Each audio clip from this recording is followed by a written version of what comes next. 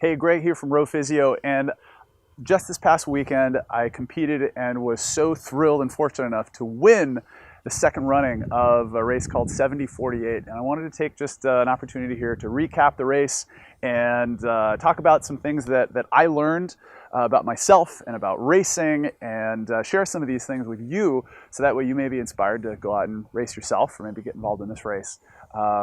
Or take these lessons with you as you prepare for a subsequent race. So the 7048 is, for those of you who don't know, it's a race that is 70 miles and you have 48 hours to complete it. So it attracts many different types of racers. It is completely human powered, no sails, no oars, and you'll get any type of pedal or paddle or oar powered boat. It's now in its second year, and I've had the great fortune of racing it for 2 years, and it's put on by the Northwest Maritime Center up in Port Townsend, Washington. Just an incredible group of people. There's no fluff. They are all about making a great race happen, making it safe, and ensuring that you are well prepared, because on these types of waters, especially rowing at night, you're going to need to have a lot of good self-knowledge about how to take care of yourself, especially if things go wrong. So the race itself, 70 miles, and it's all on the Puget Sound, which is actually technically a fjord, and it's a giant body of water that starts south of, where the race starts south of Seattle, and you head north up past Seattle and then around the corner to a town called Port Townsend, which is just a number of miles away from the Pacific Ocean. So you're very much potentially at the mercy of the weather gods. Because it starts later in the day, this year was at 7 p.m., last year at 5 p.m., you have to be ready to row through the night. It is a mass start. So we had about 110 boats this year, all crammed into a tight little canal, and that we shoot out of initially very slowly, as you don't want to clash oars and fall in, and then eventually the groups start to get themselves spaced out, where you have the leaders out front who are going straight through trying to win the race, back to those who are going to go all night but aren't necessarily concerned about winning. They just want the adventure, and then the pack in the back that wants the adventure but also brought some camping gear, because there's some great places to camp along the way. So, I had some really fond memories that I thought I'd touch on. The first is that and this one maybe isn't so fond, at least the first part of it, but there were headwinds from mile 7 to about mile 55. So about 50 miles worth of headwinds. And being back in San Diego now, where it's pretty much windy all of the time in the afternoon as the wind comes in off the ocean, it's a great place to train. But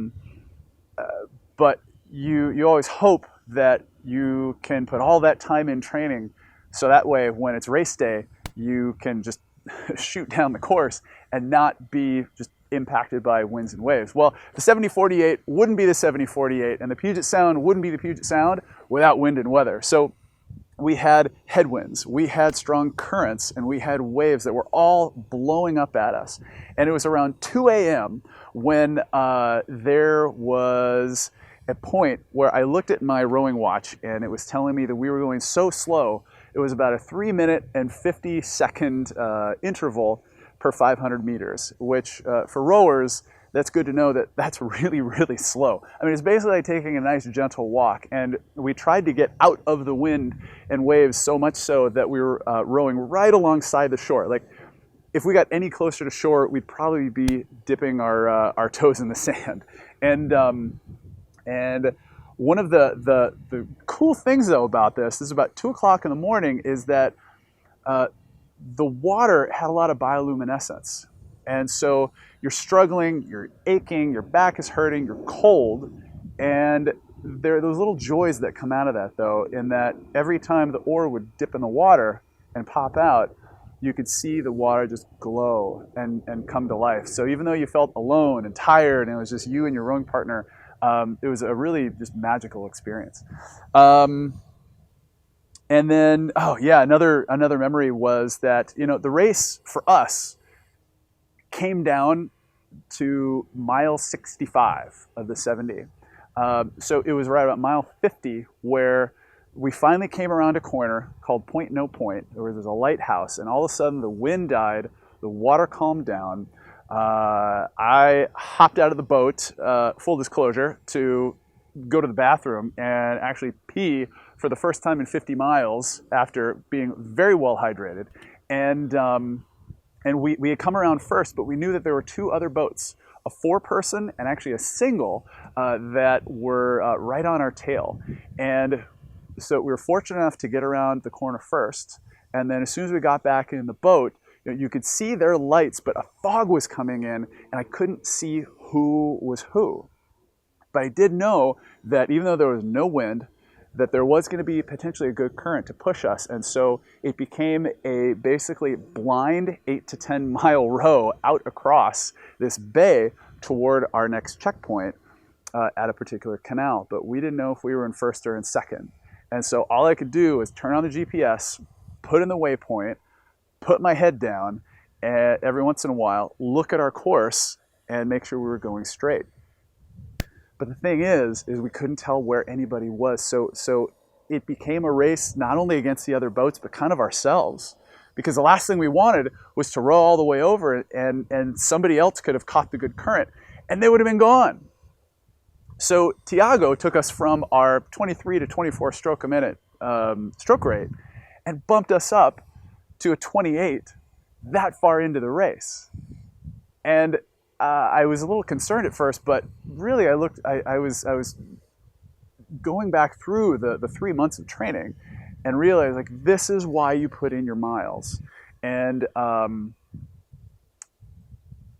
so I knew that there was plenty of room left to dig into our fuel tank to get the energy that we needed to emerge victorious.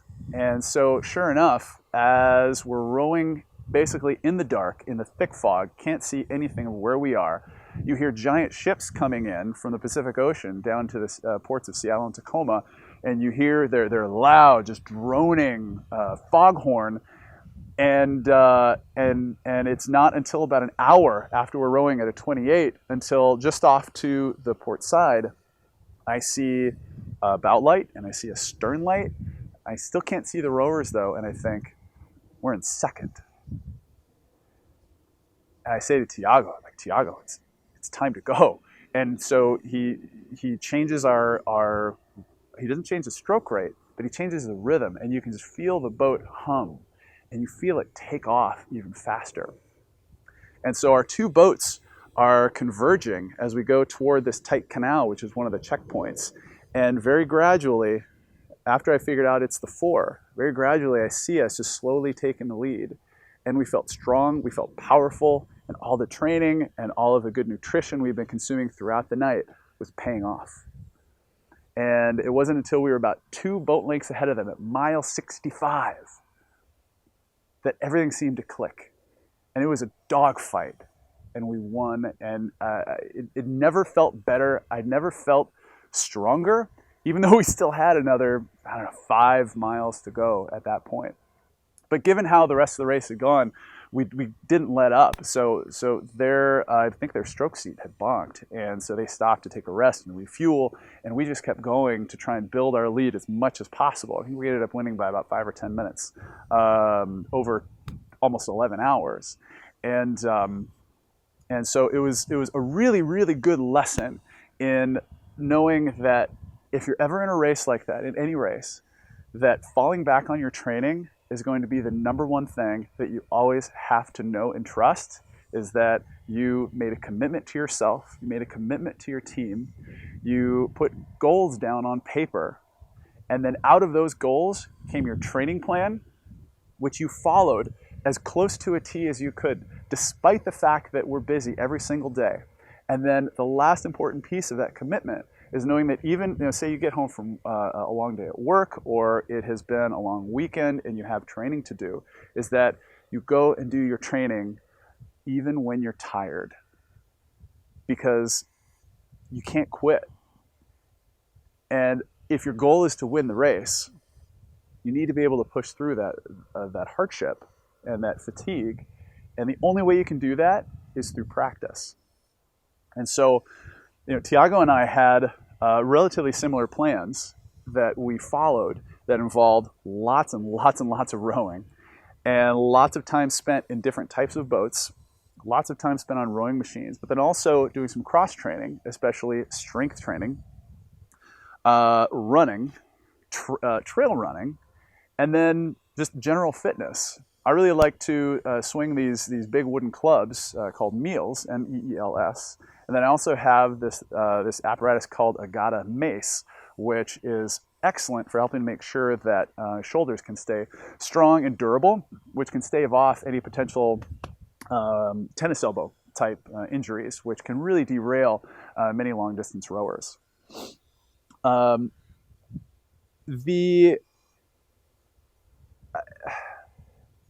think the other important item of note here is that no matter how many times you do a race, or no matter how many times you do any sort of event, the preparation that you put in for your body is key, but also the preparation in terms of having a checklist of what you have to do on the big day is vital. So, pilots, when they're heading out for every single flight, they have a pre-flight checklist that they have to go through. Everything from a small Cessna to a giant Boeing 787. Every pilot, every co-pilot, everybody on board has a task. And for rowers, it's exactly the same. And I made a huge mistake that almost cost us the race. I was responsible for making sure that the boat was ready to go.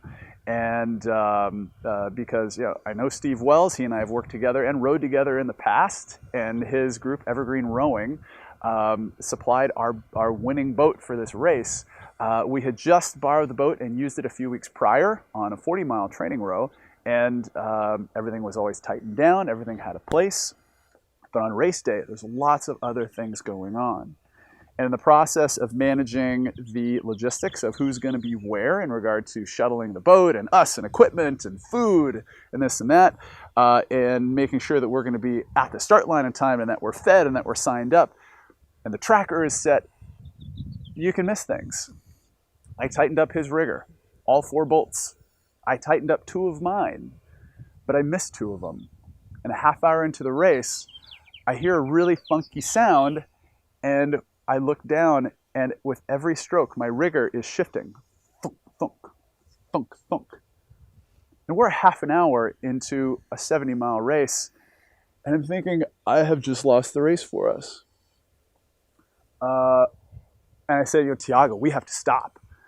And I bent down, I opened up my dry bag where I put my tools, and instead of having my 2 usual tools that I put in there, I haphazardly grabbed 1 crescent wrench instead of a couple of the box wrenches that I usually use for this task. And it didn't work very well. It worked just enough to tighten 3 bolts, but there was also one where the nut had completely fallen off. So now we're in a position where the rigger is going to fall off, and it's not usable at this point safely without damaging the boat. And all of a sudden, Thiago hands me a wing nut, which he pulled from the foot stretcher, and it was a godsend. It was perfect. I didn't have tools, but I could tighten it down. It worked perfectly. But along the way, I'm thinking, oh my gosh, this race is lost. And he just said, Greg, stop. Take a deep breath. It's going to be okay. Now, he didn't tell me in his mind that he was actually very concerned that this race was over. Thank goodness. But he kept a cool head when I wasn't, to be honest with you. So it was a really fantastic learning opportunity for me, and I was so thankful to have him there to say, calm down, take a deep breath, because it's exactly what I did. And I used the awkward tool that I had to tighten things down. I tightened the wing nut, and we took off. And then we had about an hour to an hour and a half to finally catch up to all the boats that had passed us, including the first place boat. It was a few hours later, as it was getting dark, I looked down again and I realized the bolts need tightening again. And so I reached down, and we're missing another nut. And so I grab a wing nut off of my foot stretcher, screw it on there. And thankfully, that's the last time we would have to worry about the riggers. But it really could have been and it really could have meant the end of the whole race. And so preparation is key. And so going back to this checklist, making sure that you have all the tools you need, making sure that you have processes in place so if something breaks, you have a spare, of which, guess who handed spares to their father because for whatever reason, and they thought they wouldn't need them, this guy. Making sure that you have all of your required nutrition in place and ready to go and easy to grab. Well, thankfully we did that because that was Thiago's responsibility. He was well prepared for that. And then knowing what time you had to be down on the course so that way you could go and not have to worry about anything. And so even for a race where there's not very many moving parts, there aren't a ton of things that need to be in place for success, to have that list ready that you can check off and know confidently that you have everything you need, that's vital. I think the last piece would be is make sure that if you think it's going to be cold, bring just one piece of clothing extra that's going to be most critical. And for rowers, especially if you're going to be rowing at night, or paddlers too, the one piece of equipment that I love is actually a neck warmer. So you can get neck warmers that just cover the neck. Sometimes they're more stretchy. You can pull them up over your ears or put them over your hat. They're a vital and versatile piece of equipment that right around 2:30, 3 o'clock in the morning when I got a big splash on my back, despite the waterproof and windproof vest, made an enormous difference to helping me feel better, row stronger. So that way, when it came time to turn on the afterburners and get across the finish line first, victorious, we were able to do that. So the 7048 is an incredible race, and I encourage every single one of you to get out there and try something you've been thinking about doing for a long time, because it's experiences like these where you learn a lot about yourself, you get to meet new people, and without these experiences, life gets pretty boring. Now, injuries also happen along the way, and if you're suffering from any type of rowing injury, paddling injury, or if there's something else that may be sidelining you from getting in the boat, call me or email me or text me, get a hold of me. I'd love to work with you and try and figure out a way to make sure that you can get back to feeling better and rowing better or paddling better, so that way you can get yourself out on your adventure, whether it's a race or just adventure for adventure's sake. So again, big thanks to the folks at the 7048 crew at the Northwest Maritime Center in Port Townsend, Washington.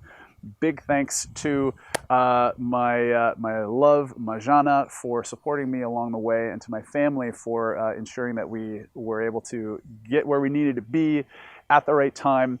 Huge thanks to Steve Wells at Evergreen Rowing for supplying the open water rowing double. It was, I mean, it's the best boat of its kind for this type of race. Big thanks to Julia Engel and Ben Atkinson, nutritionists in Brazil and up in the Seattle area, who helped ensure that we could fly down the course with all the energy we needed, with the minimal amount of just bulk having to be in the boat. Who am I missing here? Big thanks to Thiago, my rowing partner in crime, whom I just met 3 short months ago. He's from Brazil. He lives down in San Francisco. Amazing professional when it comes to this type of racing. You know, I've rowed across the Atlantic Ocean. He's rowed across the Pacific Ocean, and there's a certain sort of durability and understanding and toughness that comes with this type of adventure. And he was very committed to the race and to me and to making this an experience that we would never forget. And you know, we emerged victorious at about 10 hours and 49 minutes after the race started. And you know, I think the worst injury were these. I have never ever had hands this bad. But this is what happens when you have to fix your boat a half hour into a race and then row with wet hands for 10 more hours. Things just get a little uncomfortable. But these wounds heal, but the memories absolutely last a lifetime. So thank you to everybody, and I hope this was informative. And if you have any questions, please contact me. And like I said, if you have any ailments that you need taken care of, give me a shout at RowPhysio. Win at rowphysio.com. You can contact me at Facebook and on Instagram, as well as give me a call, 619-363-2227. Looking forward to hearing from you.